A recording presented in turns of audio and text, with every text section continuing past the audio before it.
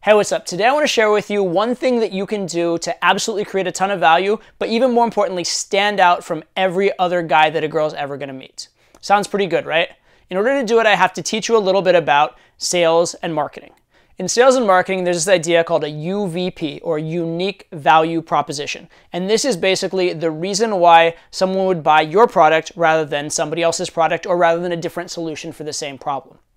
And you can look at yourself in the dating market as a product. You're selling the experience of you and the relationship of you and all the things you can bring to the table, and the girl is deciding whether or not to buy that, right? And she's comparing it to all the other guys that are potentially offering a product to her. And you can look at it the other way around, because I know buyer-seller frame and whatnot. She's also offering you a product, and you can decide yes or no on her, but we won't focus on that side of that for today, okay? So you're offering a unique product to her, and hopefully it's of value. There's three words: unique, value, and proposition, and we're gonna go through all three of them. So first of all, value. Whatever you offer her has to have some kind of value to her. And that can change situationally, that can change per girls. We've talked a lot about value recently. We're gonna talk a lot more about value. I'll touch on it again in this video. But I wanna talk about the other two words a little bit in this discussion as well, which are proposition and unique.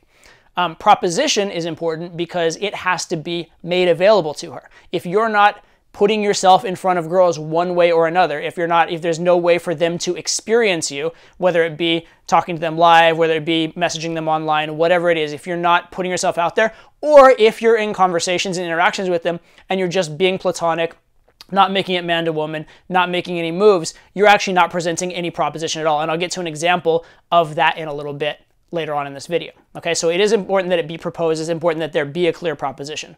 But the biggest thing I want to focus on in this video is the idea of it being unique. All right, the idea of it being unique. See, if the proposal you're making is the same as every other guy, that's a really hard game to play. It's very, very hard to stand out by being the same. That's an incredibly competitive, difficult game. In order to illustrate this, I want to make kind of an analogy to business and sales. In business, there's an idea of a competitive advantage. A competitive advantage is the thing that makes one company better than another. It's what makes a company able to outcompete. See, without a competitive advantage, you have what's called a commodity. Commodities are when things are the same. So the most obvious example of commodities are the things that are actually traded on exchanges as commodities. Things like gold, silver, oil, like beans, foodstuffs, whatever, those kind of things, wheat. Commodities, they're pretty much indistinguishable one from the next, and so you're basically just buying based on price, right? You're going to buy, the bar of gold that costs less than the other bar of gold, or the barrel of oil that costs less than the other barrel of oil, because oil is pretty much oil and gold is pretty much gold. And these are commodities. It's very, very hard to have a profitable business in commodities, or if your product itself is a commodity, because a competitor can always come along and sell that product for less, right? But if you have a unique commodity, if you're the only person that can offer a particular thing, then you can sell it for a lot. For example, only Mercedes can sell a Mercedes. And because people will pay extra to have that symbol on their car, and ideally for a better car as well, but because people will pay extra for that, they can sell it for a higher price point than a brand of car that doesn't have as good of a brand. So that brand equity, setting yourself apart, allows you to charge more for essentially the same or a very similar thing to someone else. And this can be seen even more maybe readily when you look at things like luxury clothing brands or jewelry brands and things like that, where you're basically buying the same thing, but for the branding and for the fact that you believe it's special in some way, people do pay a lot more for it. Okay, so that's the difference between a branded product and a commodity product. And what happens in the dating market if you're a commodity product? Well, if you're a commodity product, you have to sell really, really hard, and you have to lower your price as well. What does lowering your price mean in the dating market? It means basically taking a lot of concessions in the relationship. So if you are indistinguishable from some other guy, one, it's going to be hard to get into a relationship with a girl. But two, if you are in a relationship with a girl, she's going to know she can replace you. And so she's going to be very likely to be demanding. She's going to have the relationship on your terms. It might not be anywhere near as pleasant as you'd like to be, because again, the only thing you can compete on is price. I'll do more for you. I'll bend over backwards for you. You can have things your way, sweetheart. Right? That's competing on price in a relationship. The price that goes along with having you is lower and lower and lower. You aren't able to set the terms because you haven't brought enough value to the table. So if you want to be the one with options, if you want to be the one setting the terms, you have to set yourself apart in some way. And the question is, how can you do that? Well, the first thing is you have to be hitting on things that are of value. Okay, so let me give you an early example of my, very pathetic middle school and high school dating career. At that time, I was unique, and there was no proposition, and there was very little value, at least when I tried to do it intentionally, because I didn't know it was valuable to girls. So as soon as I got a crush on a girl, I started acting low value and needy and turning them off. And also, whenever I would have a girl kind of like me, I'd get really embarrassed and shy and never ask her out. And so I was unique. I was definitely unique. I was a character. I've always been a character. But the character I was presenting to girls that I liked was actually not a very high value guy. Actually, funny enough, when I didn't care about the girl and was just being me, I actually did present some high value qualities. But again, I didn't know what value was. And so when I was intentionally trying to meet a girl, I was being very, very low value. Also, again, there was no proposition. And so when there's no value, no proposition, what do you get? No dates. All right, so that's no value, no proposition, doesn't get you anywhere. One very clear example of guys being commodities and not standing out is what most guys do in online dating. What they do is they have a profile that's not unattractive, it just looks like every other guy's profile. It doesn't stand out. And so when girls see it, they just swipe left out of boredom for lack of anything else. And if you have female friends that have online profiles, do an experiment. Go on there and just start swiping through the different guys that are available, and you'll start to see it looks like the same guy over and over and over again. He has he's dressed kind of good enough. He has a job that's kind of good enough. His pictures are kind of sort of interesting, but not really. You'll see a lot of the same stuff. Like I joke around about the standard stock skydiving photo. Everybody went skydiving once and they thought it was this thing that only they have done. It was so courageous. And there's a bunch of guys with fucking skydiving photos, and various things like that. Or the picture of you like the one nature photo of you hiking. I'm an outdoorsy mountaineering guy. Not really, dude. Everybody has a hiking photo. Okay, so if your photos just look the same as every other guy's photos, they're not looking close enough to look at the nuances of, a word here or there in your profile. Just oh, it looks the same as every other guy going on. And it's not because it's super low value. It's because it's just boring. A girl I was talking to recently, I asked her about, I was talking to her about this idea and what my value proposition was. And one thing she mentioned, just a minor thing with me, is that I studied engineering, got my engineering degree, and then I went and did something else, right? And so she compared that and contrasted that story to the story of other guys, right? There's the guy who didn't or couldn't get a degree. That just looks kind of low value and unambitious by comparison. Not to say that getting a degree is the be all and the end all, not to say you can't be an entrepreneur, be successful, or do whatever without a degree. I'm just saying as a metric, that's how she was viewing it. So not getting the degree would have been comparatively less low value than having the degree. On the other hand, having the degree and then getting the job with that degree is high value, but it's kind of okay, seen it before, whatever, right? And then if I'd gotten the degree and then gotten a lower value job or whatever, that would again be not enough value, right? If I'd got a degree and then ended up doing a job that was kind of beneath that education level or poorly paying or something like that. Right, and so there's nothing wrong with getting a standard job, and I'm not saying by any means you have to change your job or anything to get girls, but if the thing you're presenting just looks like every other guy, you're just getting overlooked before you're even getting a chance. So look for ways to make yourself stand out. Look for ways to make your photo or your headline or something in your profile grab their attention, because the first obstacle you have to overcome is actually just having them take a second look. Right? So that's the first and foremost thing. And that's a thing most guys get wrong, because what they're doing is of some level of value, but it just isn't unique. It's exactly the same as everybody else. I want to tell you a really quick story of a time when I was high value but not unique. This comes from when I was playing poker, and I met a girl who was at the casino, was working there. So I kind of met her while she was during her shift. I was playing poker, and I basically told her, I'm buried, I'm losing a lot of money today, I'm down X many $1,000s, so I'm kind of on the mood, but how long's your shift? And she told me, I said, okay, look, let's make a deal. If I, during your shift, end up winning back the $1,000 and get ahead, then you know what, we'll celebrate and I'll take you to dinner. If not, I'm not going to be in the mood to go to dinner with anybody, so we'll just forget it, and that's that. She said, okay, sounds good, whatever. And so then, I played, I won back some, and then also when she went on break, I went over to the cashier and just bought a bunch more chips just in case, to make sure I had plenty of chips on the table. I actually did end up winning back to even, but even so, I ended up leaving with this massive stack of chips, walked over to the cashier's cage, and she was, impressed. And also I looked rich as shit. And so we agreed, we didn't go on a date right then and there, but we exchanged information. I went on a date with her and we started dating just briefly. But my value proposition there was not very unique. It was the rich dude, basically. I mean, it's kind of like rich by ability and I'd won my money and whatnot, but it was essentially the rich dude. I played the baller card in that case. And it worked. Until she met another guy at the casino who actually was way, way richer than me, played higher stakes than I did, and she ended up dating him instead. So what happened is I actually set up a very explicit value proposition, and I did it. I framed it that way. I set up a value proposition that was based around money, and when she met a dude with more money, she upgraded to more money, right? And you could call her a gold digger, and maybe she is, but really I put myself in that scenario. I set it up for her to take that paradigm for the relationship, and I kind of deserved it when she upgraded based on someone who beat me at the game that I had created, right? What had I done?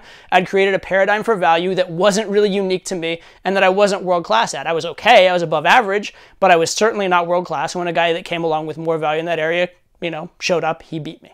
Fortunately, we don't just have to compete on those empirical, measurable, kind of added up forms of value like looks and money and fame and power and those kind of things, because we're probably not going to win that against the world. However, there are a lot of other things that you and only you can bring to the table, and those actually serve as multipliers for those other traits. So if a girl has a choice between rich guy who pretty much that's all he is to her, or guy who's well enough off, doing okay, and also is really fun to be around, well, that being fun to be around really ups his value relative to the guy who just has money. Or maybe you're artistic, maybe you have a shared interest that you can participate in with the girl and that gives her a good experience. All these things that add to her experience are unique values you bring to the table. Also, your unique life history is a value you bring to the table. You've lived, depending on who you are in my audience, anywhere from dozens, pretty much all of us are in dozens of years to many decades, I will say. And you have that life experience. You have that experience behind you of all the stories that have happened to you, all the things you've learned, all the values that have shaped your life, all the things you can teach the girl and share with the girl. And if you're willing to do that, if you're willing to take on that role and impact her life in a positive way through that, that's another form of value that you can offer. And so here's where it gets really interesting. You get to decide what's of value and what's important in the interaction. You get to frame things. So if you were famous, you would want to frame things that being famous is a good thing. If you had a lot of money, you would want to frame things that being rich is kind of cool. If you're very artistic, you'd want to frame things that artistic is very cool and boring not so much. So you actually get to dictate, by the way you communicate, the frames you set, what you think is interesting, what you think is valuable in the conversation. And as long as the girl's participating, she's kind of, at least influenced along for the ride. She doesn't necessarily have to fall into your frame. Good game can help with that. But she's more likely than not to if you are putting that frame out strongly enough. So you can certainly move things in that direction. The other thing that you can do is you can choose what you want to put out there. You can choose what value proposition you want to offer for a particular girl. So you can be who you want to be as long as it's congruent with you. So let me explain one sort of shallow but very effective value proposition that I use often. And it doesn't go super far into why I'm unique, but it is fairly unique to me. And it also happens to hit on a few different types of value archetypes, right? Because when a girl is experiencing you, she's thinking, who is this guy? There's a lot of value archetypes. There's the powerful man, there's the influencer guy, there's the popular guy, there's the athletic hot guy, right? And you get to choose, again, by dictating in the conversation, which is the value proposition you're putting out there and which is the type of conversation, which value are you emphasizing. So again, if you're good looking, emphasize good looking. If you're rich, emphasize rich. If you're funny and artistic, emphasize funny and artistic, etc., etc. All right, so one value proposition I've done a lot is that there are kind of guys who are have always been attractive to girls, but they don't really care to give a girl a good experience. On the other hand, there are guys who would love to give a girl a good experience, but the very fact that they're very sort of needy and eager to please makes them very, very low value, so they have very little to offer to the girl. But because I'm a guy who has learned game and knows how to interact with girls and knows how to give pleasure to them, both sexually and also conversationally and in the interaction, so I have the ability of that guy who is always good with girls and pretty much doesn't care and is lazy. On the other hand, I have like the caring and understanding and willingness to connect that the guy who would love to connect with a girl and is kind of a hopeless romantic has. And I'm not the only guy in the world that has that mix, but it is putting me in a relatively small percentage of overall men, right? Already the guys who are emotionally relevant to a woman is a small enough percentage of guys. And then on top of that, I'm one of that small percentage that has a little more willingness and has a little more ability to connect and through the experiences that I've had. And so that's a particular value proposition I have. The other thing I would throw onto that is that there's sort of the lover proposition of this hot guy, which I was just kind of explaining, but that goes along with it is that I'm sort of successful, right? I've done well enough for myself in terms of material success. I'm not the richest guy in the world by any means, but I'm certainly not broke. I'm doing okay, all right? Now, am I the richest guy? No. Am I the world's hottest, most just pure sex on a stick guy that's going to work that way? No. But I am a guy who has sex on a stick characteristics, and I also have pretty successful characteristics, and the merger makes me unique. All right, so this is a value proposition, that idea of sexy guy who also has his shit together in life, that I've played many, many times. So this happened one time when I was out in Los Angeles doing a program with some students, and we were looking for where we were going, and I was kind of annoyed at the moment because I was I was in a hurry. I was trying to do the best I could for the students. And then a girl said something behind me, and I kind of made an offhanded remark, kind of sarcastic, kind of biting, but pretty funny actually, just in the moment. And she seemed to react to it. But then when I turned around, she was absolutely stunning. I hadn't known she was even hot or anything like that, but I was definitely on her radar. She seemed to like what she had heard. We talked for a little bit. I was going with my students, couldn't stay with her all night. She was with some friends. They were going to a different venue than we were. So we didn't end up staying together, but we did exchange information. And then when I texted her, she seemed very, very receptive to hanging out, and she came to meet up with me. So we ended up having a dinner kind of near where I was, typical date for me. Everything seemed to be going well.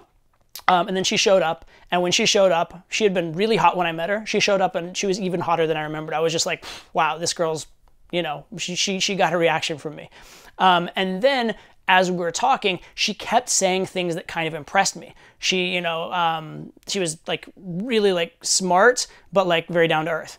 And she had been raised by parents that were wealthy and taught about business and could have given her everything, but they kind of didn't and made her work for it. And she'd develop some character. And there were some other really cool things about her that I'm not going to get into because they're very specific seeming.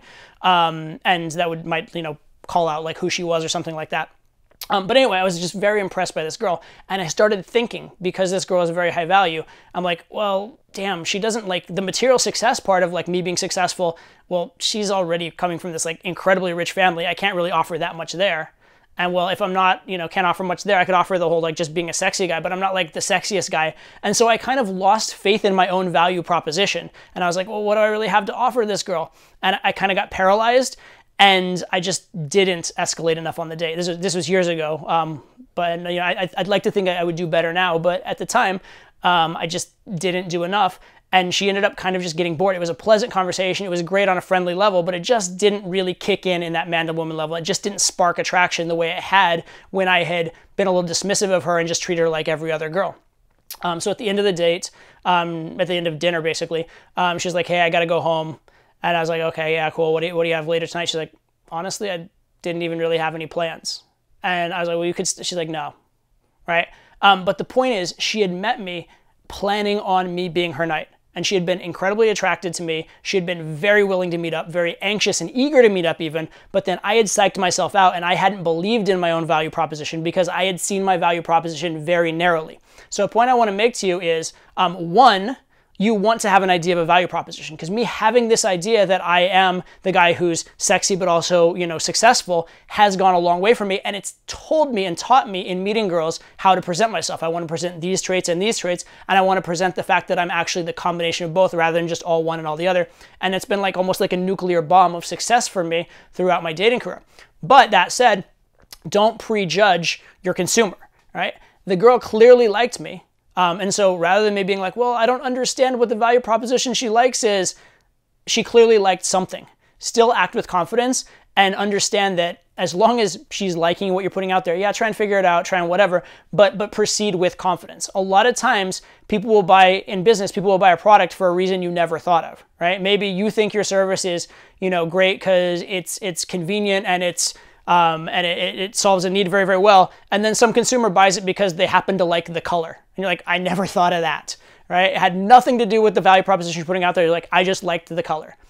Don't, just because the girl chose what she likes about you, definitely don't be such a slave to this one kind of dimensional way of thinking that you can't adjust and you can't be a little bit flexible. And definitely err on the side of assuming you have value even if you don't fully understand it, because it's an assumption that can only help you. But that said, coming into an interaction with an idea of a value proposition, coming into an interaction with the idea that here are my good qualities, here are my good traits, and here's what I can offer to a girl, and then figuring out the best mix of that makes you unique. Because again, every single thing about you is unique. Every single experience you've had is an experience nobody else has had. All your opinions are slightly different than everybody else's in at least some minor way. All your stories are new to the girl. She's never heard them before. So the willingness to share you is going to be unique. Your question is, of all the unique things you have, can you pick out the ones that are likely to be high value and put them together into a cohesive package? And if you can do that, you're going to have that same kind of nuclear bomb of incredible value on a reliable basis that I've had for years with that combination that I was talking to you about. But that said, be unique, be flexible, and understand women have their blueprints, so value is relative to the girl. And don't try and just, force your value proposition on the girl if she's clearly indicating that there's another value proposition she's interested in that you also have.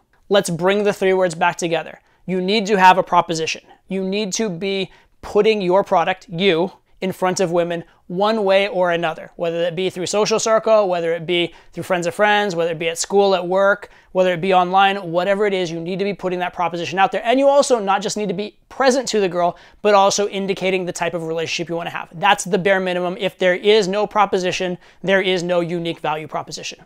Next one is, it needs to be of value. The things you're doing should be selected to be valuable. But it's very, very important at the end of all this that it be unique. You do not want to be a commodity. You do not want to just blend in and fit in. And you do not want to just lose your girl to the first guy that comes along that has a little more money than you, or a nicer car than you, or is a little bit better artist than you, or whatever it is. You want to be this combination of factors.